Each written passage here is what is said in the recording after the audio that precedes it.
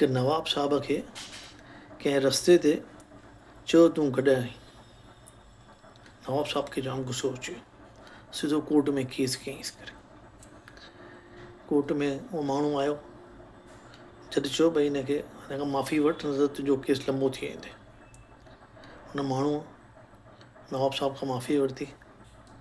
नवाब साहब खे चयईं अॻिते खां कंहिं बि नवाब खे मां कॾहिं न चवंदुसि करे।